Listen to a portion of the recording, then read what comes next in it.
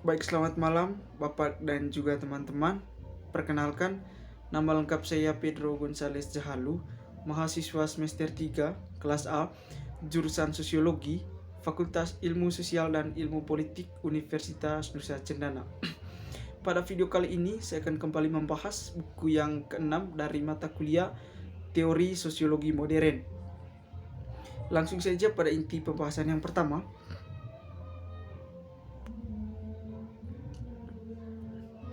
Pierre Bourdieu adalah seorang ahli yang sangat terkenal dan tidak perlu dilakukan lagi karyanya. Dia begitu banyak menciptakan karya-karya penting. Yang pertama, dia memberikan kontribusi besar untuk perdebatan tentang hubungan antara struktur dan tindakan sosial sekitar tahun 1970-an dan awal 1980-an yang menjadi kunci untuk teori sosial. Kedua, buku tentang teori refleksi dan pendekatan survei sosial. Nah, kedua karya inilah yang kemudian membuat Bourdieu begitu terkenal dan dianggap sebagai salah satu tokoh penting dalam perkembangan ilmu sosial. Dalam banyak kesempatan, Bourdieu telah banyak membicarakan tentang pengalaman dan sejarah pribadinya sebagai bagian dari proyek intelektualnya. Jadi di sini dia mengaitkan pengalaman pribadinya kemudian dijadikan bagian dalam materi yang ia tulis dalam bukunya.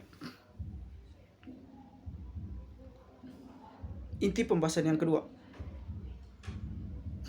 Salah satu tema sentral yang menyatukan karya Bourdieu adalah upaya memahami hubungan antara subjektivitas makhluk sosial.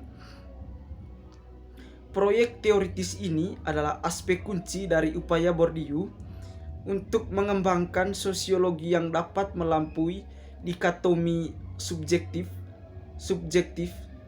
dan atau objektif seperti yang dibahas dalam bagian pertama di atas tadi. Jelaslah bahwa etnografi Kabyle karya Bourdieu memiliki daya tarik abadi atas karya imajinasinya. Bourdieu juga banyak menciptakan karya-karya simbolis yang bertujuan untuk memahami karya imajinasinya. Dalam menciptakan visi tatanan simbolis ini, Bourdieu telah melangkah jauh melampaui strukturalisme. Namun, masih ada beberapa masalah yang sama. Ini adalah sinkronis pandangan historis maksudnya tentang dunia, di mana terlepas dari pentingnya tubuh sebagai pengatur metafora dan titik referensi material, praktik sehari-hari pria dan wanita tampak agak jauh berbeda. Dilihat dari segi peran, wanita dan juga pria sangat jauh berbeda. Bagian yang ketiga, pergeseran teoritis Bourdieu dari pendekatan berdasarkan model analitis yang dibangun dari aturan budaya yang seharusnya mengatur perilaku hingga penekanan pada generasi dan pengejaran oleh aktor strategi adalah bagian dari intelektual dan politiknya dalam menjauhi strukturalisme. Itu juga merupakan tanggapan atas pengalamannya melakukan penelitian etnografi pertamanya di Aljazair dan kemudian di Prancis. Karena pada awal 1980-an, Bourdieu ini merupakan salah satu tenaga pendidik atau lebih tepatnya sebagai dosen di salah satu universitas di Aljazair.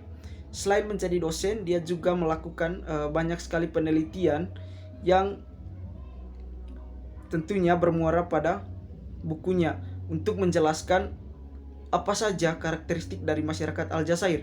Nah, kemudian penelitian itu sangat bermanfaat untuk kemajuan masyarakat Aljazair dalam melihat perkembangan-perkembangan yang ada di daerah mereka.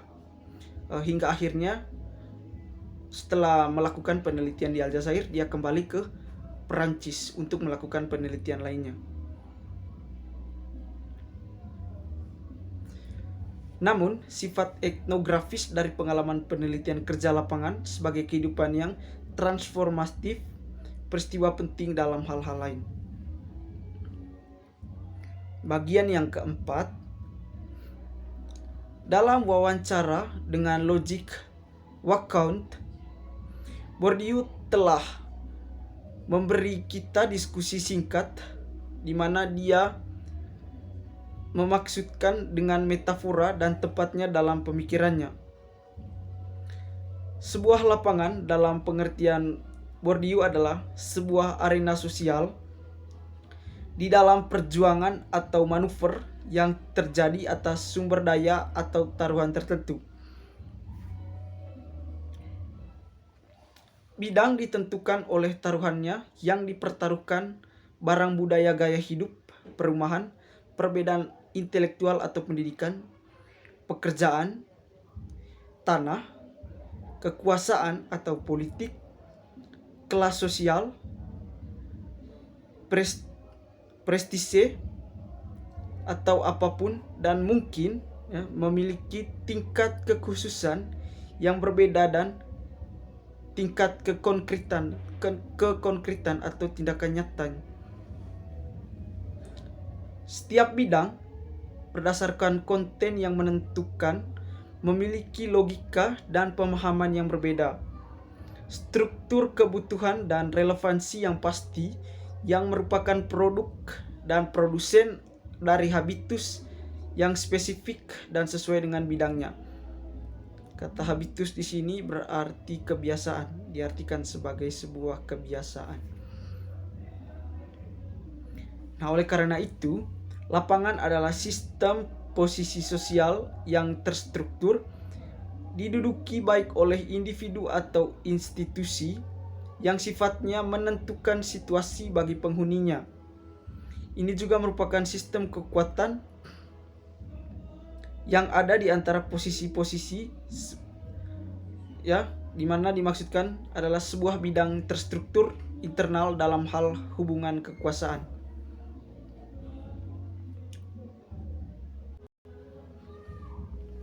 Baik, lanjut ke bagian yang kelima.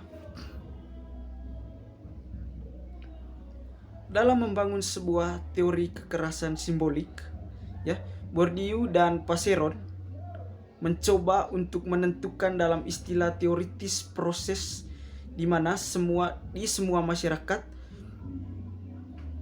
ketertiban dan pengekangan sosial adalah diproduksi oleh mekanisme budaya tidak langsung dan bukan oleh kontrol sosial langsung dan koersif.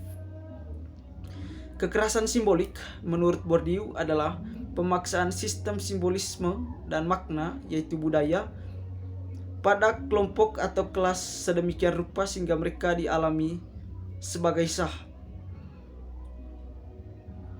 Atau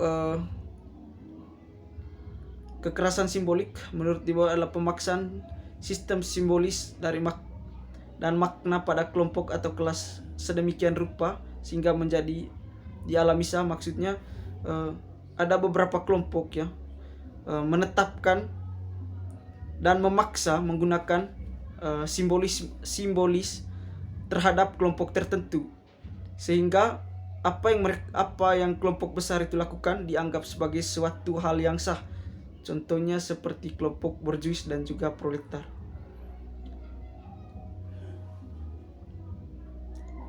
Legitimasi ini mengaburkan hubungan kekuasaan yang memungkinkan pemaksaan itu untuk menjadi sukses.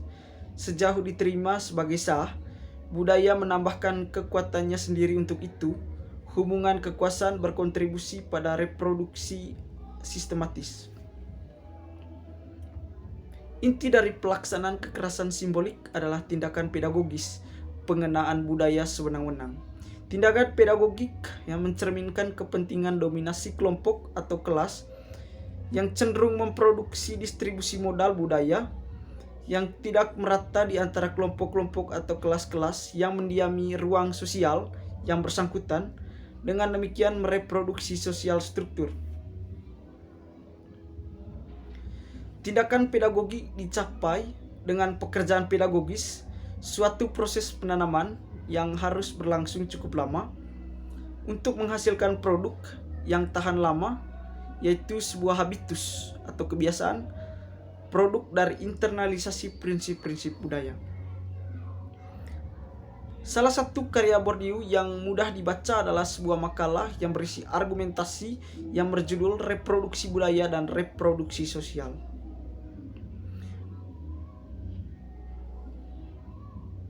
Ya, part terakhir, part 6.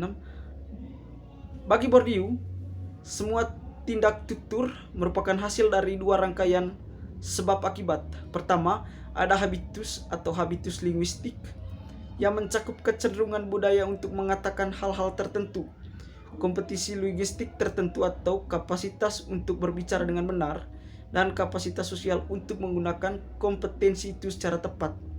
Kedua, ada linguistik pasar yang berbentuk sanksi dan sensor, dan yang mendefinisikan apa yang tidak bisa dikatakan sebanyak apa yang bisa Bourdieu lakukan.